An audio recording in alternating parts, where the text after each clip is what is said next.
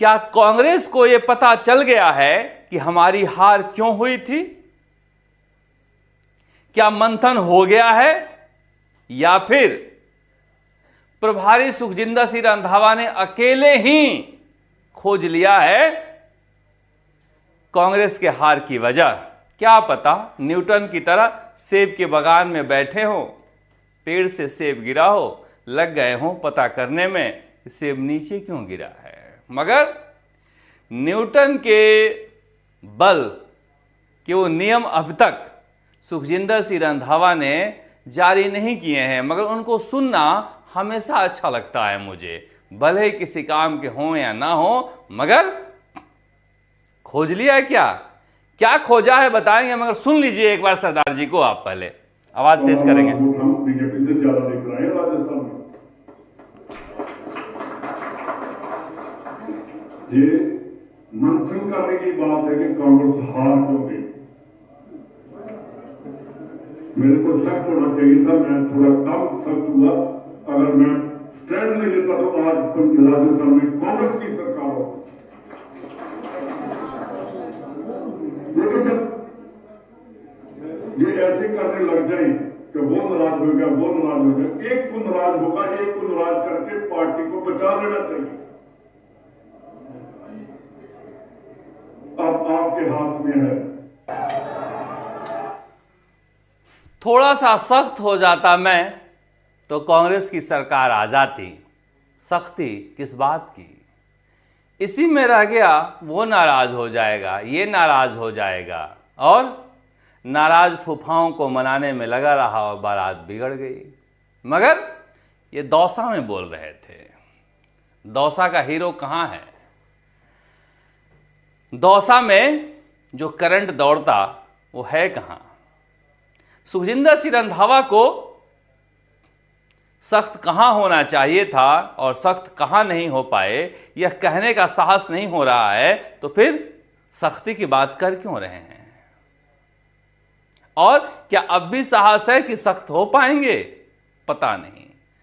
मैं इसलिए कह रहा हूं कि देखिए जिस तरह का माहौल राजस्थान में है, अगर सचिन पायलट को राजस्थान से बाहर रखना ही लगता है कि सुखजिंदर सिंह रंधावा को कांग्रेस को जीत दिला सकती है, तो मुझे लग रहा है कि एक बार फिर से वजह लोकसभा चुनाव के बाद ये बताएंगे कि हम जीत सकते थे, मगर थोड़ा सा हमने ध्यान दिया नहीं। मगर बात यह है कि सख्ती दिखाते किसके साथ हो, और ये पूर्व मुख्यमंत्री अशोक गहलोत के साथ घूम रहे थे पीछे पीछे घूमने वाला क्या सख्ती दिखला सकता है क्या? और सख्ती दिखलाकर क्या करते? जब राहुल गांधी और सोनिया गांधी पवेलियन भेज दिए गए थे तो सुखजिंदर सिंह रंधावा की वक़्त क्या थी?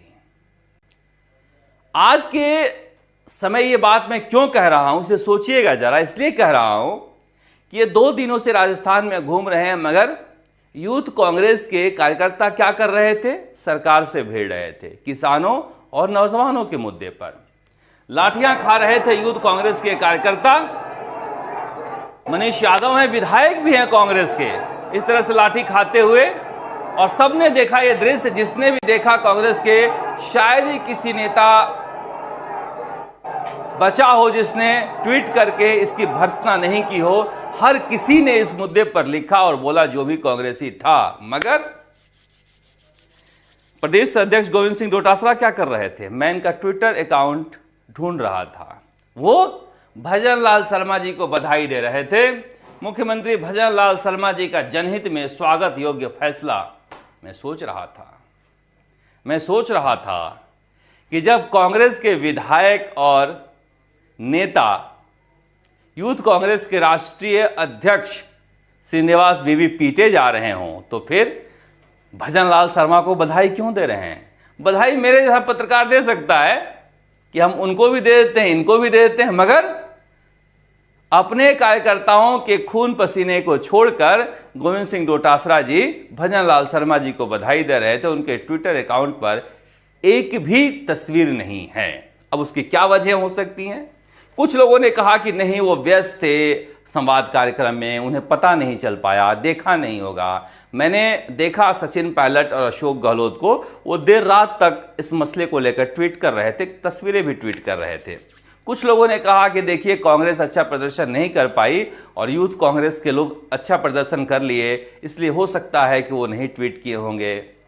फिर कुछ लोगों ने कहा कि नहीं, उसमें सचिन पायलट के समर्थक ही थे, इसलिए नहीं किए होंगे, मगर अशोक गहलोत ने तो किया था। मगर वहां पर जो मैं देखा, सचिन पायलट के अलावा बड़े बड़े होर्डिंग जो हैं गोविंद सिंह डोटासरा के ही लगे थे।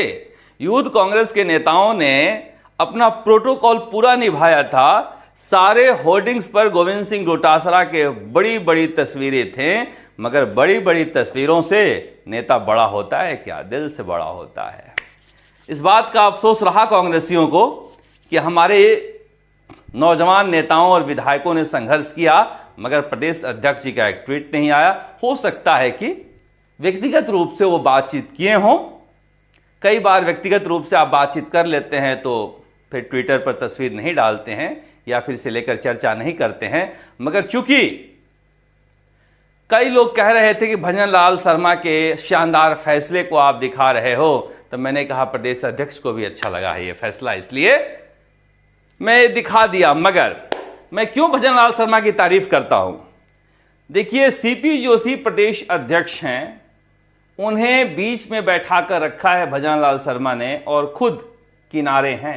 ऐसा नहीं है, राजनीति में भजन लाल शर्मा सीनियर हैं सीपी जोशी से, मगर अध्यक्ष की गरिमा है जिसकी वजह से भजन लाल शर्मा किनारे बैठे हुए हैं।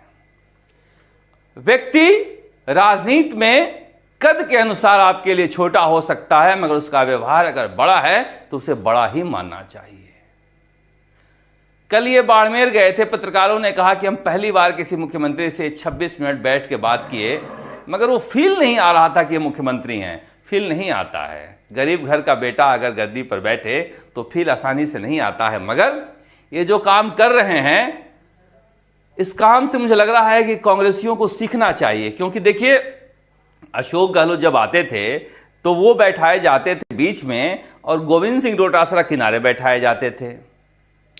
कई बार तो ऐसा हुआ है कि अभी अभी CWC के मेंबर सचिन पायलट, पूर्व प्रदेश अध्यक्ष, राजस्थान के प्रभारी मीटिंग में आए तो सबसे किनारे वाली कुर्सी दे दी गई। तो कांग्रेस में कुर्सी की भी एक राजनीति चलती है, इस तरह से ट्वीट की राजनीति चल रही है। मगर भजन लाल शर्मा राजनीति में छोटे कद का नेता होते हुए बड़ी लकीर खींच रहे हैं, दिल बड़ा रख रहे हैं।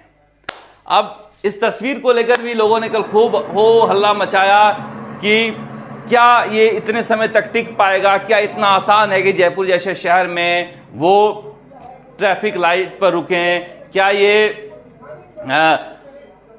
लोकसभा चुनाव तक चला गया, उसके बाद खत्म हो जाएगा? बहुत सारे लोग सवाल उठाते रहे।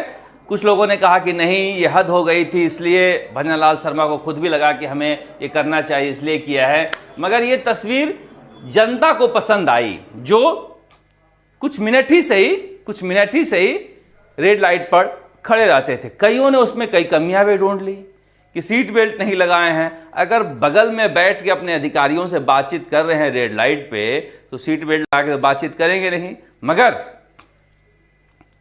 ये एक संदेश था और संदेश देने की कोशिश उन्होंने की है कि मैं आम आदमी का मुख्यमंत्री हूं। जब आपका कद बड़ा ना हो, जब आपकी किसी बड़े नेता के बेटे या बेटी ना हो, राजनीति में किसी बड़े पद पर न रहे हों, तो फिर बेहतर होता है कि आप आम आदमी का मुख्यमंत्री बन जाएं। ये आसान रास्ता भी है। और अभी उन्होंने कहा कि जो मैंने किया है, मैं चाहता हूं कि हमारे सारे मंत्री भी करें, क्योंकि कहा जा रहा था उप मुख्यमंत्री भी प्रोटोकॉल लेने लगे हैं और कई मंत्री भी लेने लगे हैं। कम से कम कुछ हद तक जयपुर की ट्रैफिक व्यवस्था तो सुधरेगी। न्यूटन ने गुरुत्वाकर्षण के अलावा और भी कई नियम दिए हैं। कम से कम 3 नियम तो बहुत ही ज़्यादा फेमस हैं, जो हम लोग पढ़ा करते थे। एक नियम के अलावा 2 नियम और तलाशिए, क्या पता उन 3 नियमों में फंसा हो कांग्रेस की हार की वजह। और सीखिए आप लोग भजन लाल शर्मा से, कद छोटा हो सकता है, दिल तो बड़ा रखिए। बड़े दिल से इंसान बड़ा होता है, बड़े पद और कद से बड़ा नहीं होता है। देखते रहिए अब राजस्थान की सियासत, बताते रहेंगे, सुनाते रहेंगे। नमस्कार, जयपुर से शरद कुमार।